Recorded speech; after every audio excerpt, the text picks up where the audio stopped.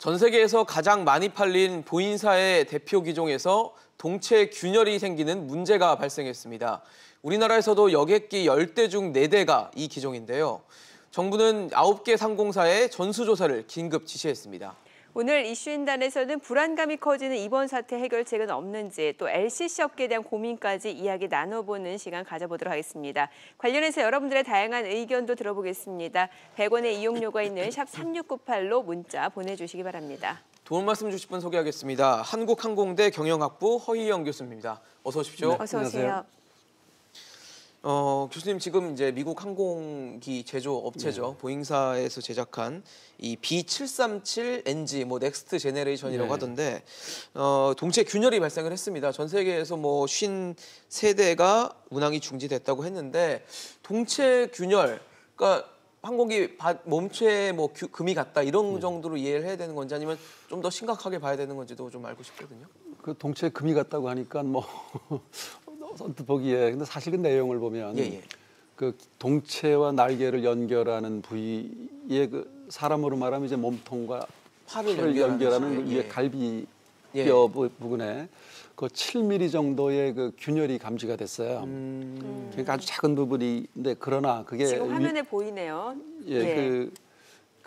그것이 사실은 7mm라 하더라도 상당히 그 기체 균열이라는 건 중요한 것이기 때문에 그래서 미국의 연방항공청 FAA가 이 737 넥스트 제너레이션이라고 하는 기종은 사실은 제일 많이 팔리고 지금 전 세계적으로 한 7,000대가 날아다니고 있어요. 근데 우선적으로 그러면 3만 회 이상 비행을 했던 그 1,130대에 대해서 일단 이거 점검으로 들어갔죠. 해보니까 53대에서 똑같은 현상이 나온 겁니다.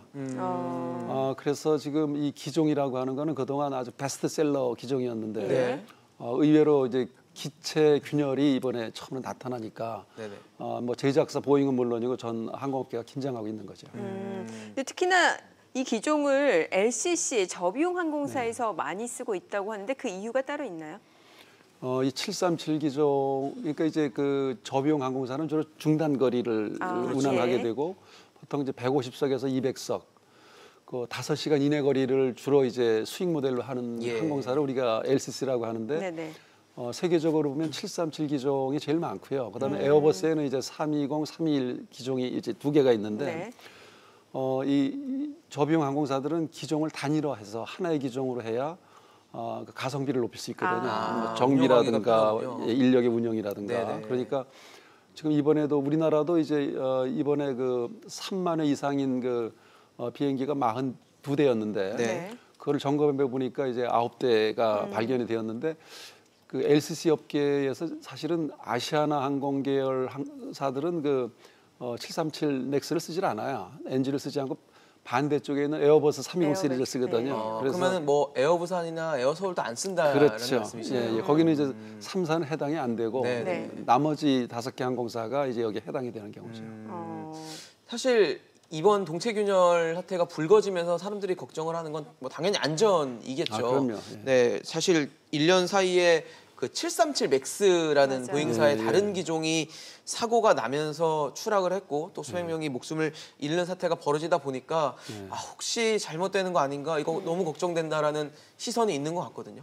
네, 저 결론부터 말씀드리면 그렇게 걱정하실 정도는 아닙니다. 왜냐하면 지금 이게 사고에 의해서 발견된 것이 아니고 사전적으로 이게 감지가 된 것이죠.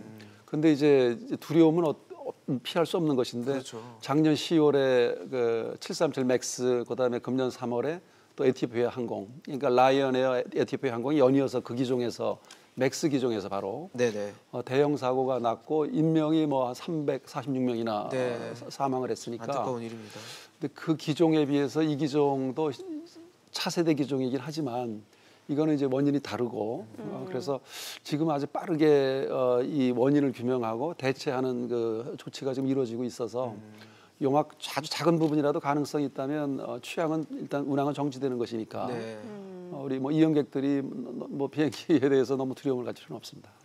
그런데 이제 문제는 이게 우리나라 여객기 중에 10대 중에 지금 넉 대가 이 기종이라고 볼 수 있는 상황이고 특히 LCC 저비용 항공사들은 이제 중단 거리를 운행하기 때문에 이 기종을 많이 이용한다라고 말씀 주셨는데 그러면 아무래도 좀 우려가 커질 수밖에 없거든요, 사실. 네, 그래서 국토부가 지금 발빠르게 대응을 하고 예. 있죠. 그래서 업계 전부 모아서 이거에 대해서 지금 이제 42대, 우리 150대가 있습니다, 우리나라에. 네. 전체 항공기가요? 예, 우리나라의 전체 날아다니는 비행기는 410대, 407대 정도 되거든요. 네네. 그 가운데 150대가 그 737입니다. 그러니까 이 3만 회 이상인 것부터 국토부가 점검을 끝냈고 3만 회 이상. 예. 예, 3만 회. 3만 회 이상이 예, 42대라는 42대 가운데 9대는 이제 발견이 점검. 되었고 네. 예. 이달 중으로 11월 중으로 22,600회 이상인 것이 22대가 있습니다. 네네. 그거에 대해서는 또 이달 중으로 다 점검을 끝내고 그리고 나서 연이어서 나머지도 전부 점검을 하겠다. 그래서 거기에서 그 이상이 발견되면 이제 운항을 정지시키게 되는 것인데 사실 안타까운 것은 그 항공업계가 굉장히 그 이제 비행기가 한 대 그라운드에 있게 되면은 예. 손실이 커지죠. 그렇죠. 수익에 그렇죠. 직접적인 영향을 받게 예. 되니까 또 여행객들도 또 차질이 예상이 되고요. 그렇죠. 이제 그런 우려가 있는 거죠. 근데 제가 알기로는 이 LCC가 저비용 항공사 같은 경우는 그 새로 뭔가 기종을 들이기보다는 뭐 수익성 차원이라든지 네. 연결성 차원에서 봤을 때 기존의 뭐 그 풀서비스 캐리어에서 예, 사용했던 기종들을 중고로 들여오는 아. 경우도 많다고 얘기를 좀 들었던 것 같아요. 맞는 그러니까 건가요? 항공사가 뭐 풀서비스 캐리어건 로코스트 캐리어건 항공기를 이제 도입하는 방법은 두 가지죠. 네. 이제 퍼체스 구매를 하든지 예. 리스를 하게 그렇죠. 되는데 예.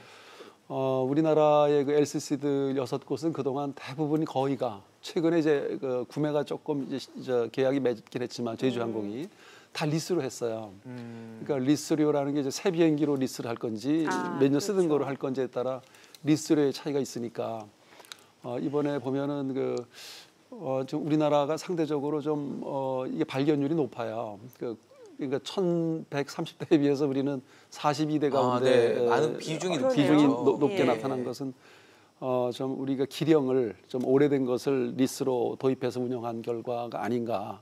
뭐 점검 방법이 똑같았다면 네네네. 똑같은 제작사의 비행기이고 이제 그런 점에서는 앞으로 이제 개선의 여지는 이번에 보여집니다. 그리고 제가 또 교수님 말씀 들으면서 궁금했던 거는 네. LCC 같은 경우는 이제 단거리, 중단거리 노선을 하고 아까 뭐 5시간 이내에 운항을 하기 때문에 그 얘기는 더 많이 이용이 되는 게 아닌가라는 생각도 좀 들거든요. 내렸다가 뭐 이륙했다, 착륙했다를 되게 자주 그렇습니다. 반복하게 될 것 같다는 생각이 그렇습니다. 들면서 그러면 상대적으로 여러 가지 뭐 그 기내에 있는 시설이나 설비들이 네. 금방 노후화되지 않을까라는 생각도 좀 들었거든요. 그러니까 이제 비행기 이착륙 과정에서 이제 충격을 많이 받는 건 아무래도 그래요. 착륙 과정인 것이고 그 장거리 비행기에 비해서 이 중단거리. 중단거리 737 같은 기종들은 5시간 이제 뭐그 737 맥스 같은 건 1시간을 더 느렸었어요. 네. 6시간까지. 이제 그러다 보니까 그 가동률을 높여야 되는데 LCC들은 그러니까 풀 서비스 캐리어가 100회 하는 동안에 LCC들은 120회, 130회를 해야 되거든요. 아, 그러네요. 이 규모의 경제죠. 그렇죠. 많이 가동률을 높임으로써 그 좌석 단가를 낮추는 전략이니까 예. 아무래도 LCC들이 이런 기종을 선호하게 되고 또 상대적으로 여기에 많은 충격이 갈 수는 있죠.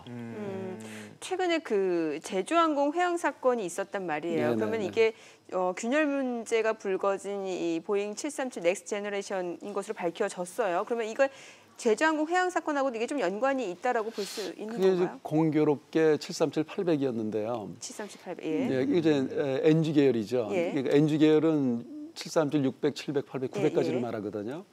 근데 이 원인은 그거하고는 다른 것으로 나와 있죠.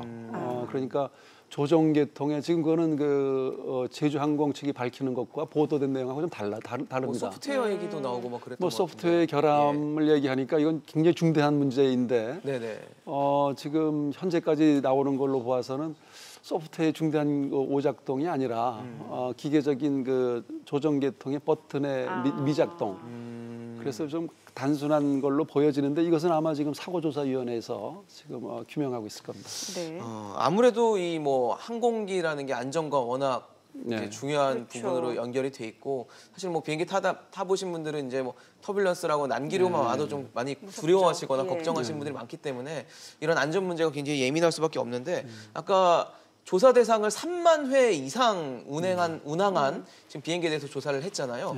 왜 3만 회라는 기준을 정한 걸까요? 그게 일단 노후된 것, 많이 사용한 것부터 이제 점검에 들어가는 거죠. 네네. 3만 회 정도면은 많이 사용했다고 봐야 되는 건가요? 일단은 많이 사용한 거죠. 지금 전 세계적으로 한 6천 대가 날아다니고 7천 대가 네, 7,000 대 날아다니는데 그 가운데 1,130대니까 어떻게 보면 한 노후 기종 한 20%, 25% 해당되는 네네. 것이니까 3만의 기준을 거기다 둔 것으로 보여집니다. 근데 그 기준을 좀 낮춘다고 말씀하셨잖아요. 22,600회였나요? 예, 우리는 지금 그거를 22,600개로 낮춰서 22대를 더 점검하고 국토부가 밝힌 거는 이제 전체를 다 하겠다, 150대를.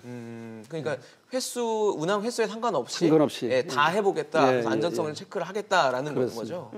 그래서 만약에 균열이 발생된 그런 부품을 교체하면 안전에 큰 문제가 없다라는 게 지금 국토부의 입장인 것 같은데 실제로 맞나요? 그거는 이제 국토부는 사실은 국토부보다는 이 문제의 전적인 책임은 보잉입니다. 보잉 그렇죠. 제조사니까요. 예, 국토부는 이제 이거를 관리하는 것이고 제조사에서 밝히기는 부품 그 부분을 교체하면 괜찮다. 그런데 그것은 지난번에 맥스 사고에서도 보았지만 과연 시간이 2개월 내에 할 수 있을지 그러니까요. 그것은 좀 지켜봐야 되겠습니다. 아. 보잉의 입장에서는 빠른 시일 내에 하겠다라고 하는데 네네. 그것은 희망 사항일 수도 있고요. 원인에 예. 따라서는 뭐 더 오랜 기간이 걸릴 수도 있습니다. 사실 뭐 항공기, 비행기라는 게 사실 굉장히 첨단 기술이 많이 들어간 거기 예, 때문에 예, 예. 아까 말씀하신 7mm라는 균열도 제가 받아들이기에는 그렇게 작지 않다라는 생각이 좀 사실 그렇습니다. 들었었거든요. 이게 이렇게 흠집 생채기처럼 보이지만 사실 전체 밸런스나 뭐 안전 문제에 있어서 심각한 영향을 주지 않을까라는 걱정은 계속 되거든요. 예, 항공기는 뭐 부품이 자동차가 2만 개, 3만 개를 얘기하죠. 모듈로 생산한다고 해도 항공기는 10배입니다. 그러니까 20만, 30만 이렇게 들어가기 때문에 그 어떻게 보면 아주 작은 부품 하나하나가 초정밀이고 그런 시스템에 있어서 굉장히 정교성을 요구하죠. 지금 보니까 뭐 운항 중지 현황이 나오는데 아무래도 뭐 지금 아시아나항공은 지금 B737 NG가 없고요, 그렇죠? 네. 없습니다. 없고 대한항공은 좀 갖고 있는 것 같고 나머지는 지금 LCC란 말이죠, 그렇죠? 네. LCC가 그래서 만약에 여기서 운항 중지를 받으면은 타격이 상당할 수밖에 없을 것 같아요, 그렇죠? 그 우려되는 거는 참 이 항공업계인데요. 딱하게 된 것이 예. 저게 지금 이상이 발견되면 바로 운항 정지에 들어가요. 네네. 그라운드에 있게 되고 비행기가 하루에 그라운드에 있는 순간 하루에 그 손실이 매출액 손실이 엄청나겠죠. 수천억이거든요. 그래서 저것이 지금 어떻게 보면 뭐 굉장히 긴장하는 게 현재까지는 발견이 안 됐지만 이번 달에 어느 항공사에 몇 대가 나올지 그게 지금 초미의 관심사죠. 그렇다고 뭐 급하게 그 항공기를 다른 업체에서 네. 구매를 하거나 리스를 할 수도 없는 상황인 그런 거는 거잖아요. 쉽나요? 어려운 그 쉽지가 않습니다. 지금 예. 리스 계약이라는 것이 있고 그렇죠. 지금 보잉 737 기종 아니면 에어버스 에어버스, 320을 예. 써야 되는데 네. 그것이 항공기 시장이라고 하는 것이 그렇게 신속하게 대체 기종을 조달하고 하는데 가능하긴 하지만 많은 비용이 수반되기 때문에 지금으로서는 뭐 일단 저기에 이상이 발견되지 않기를 바라는 것이고 또 네네. 보잉이 신속하게 저거를 복구할 수 있기를 바라는 거죠. 네. 뭐 사실 뭐 항공사의 수익성도 중요하지만 안전이 더 큰 그렇습니다. 중요한 우선순위이기 때문에 아마 안전에 대한 중요한 점검을 확실히 하고 넘어가는 게 중요할 것 같은데 사실 LCC 업계가 최근 상황이 그렇게 녹록지 않다는 네. 얘기들이 나오잖아요. 뭐 실적도 그렇고 네. 일본의 경제 보복 때문에 뭐 비행 편수의 노선도 감축도 축소했고, 있었고요. 예. 그다음에 뭐 경제 상황도 좋지 않고 전반적인 상황에서 악재가 또 엎친 데 덮친 격으로 겹쳤다라는 평가들은 나오는 것 같습니다. 지금 항공업계는 지금 초비상이죠. 뭐 환율도 올라가고 유가도 불안하고 전반적으로 여객 증가율도 둔화되고 있고 예. 거기에다가 이제 일본의 무역 규제가 7월부터 시작되면서 상당히 위기감에 빠져드는데 네. 여기에 이런 악재가 또 겹친 겁니다. 네. 좀 풀어나갈 수 있는 방법이 뭐가 있을까요? 지금- 할 수 있는 게 있나요, 사실? 지금 이 기회를 어떻게 봐야 되냐면 뭐 업계는 업계대로 혁신 노력을 해야 되고 또 이 기회에 정부도 글로벌 스탠다드에 맞는 지원 체계는 갖출 필요가 있다. 지금 업계가 그동안 계속 요구해왔던 게 부품에 대한 관세 면제, 그다음에 재산세나 등록세에 대한 감면 이런 것들은 외국이 다 하고 있는 거거든요. 근데 그동안 이런 것들을 업계는 요구해 왔는데 아직까지 이것이 실천이 안 되고 있어요. 그래서 이 기회에 그런 것까지 좀 다듬을 필요가 있지 않나 하는 생각입니다. 네, 알겠습니다. 오늘 허희연 교수님과 이야기 나눠봤습니다. 잘 들었습니다. 고맙습니다.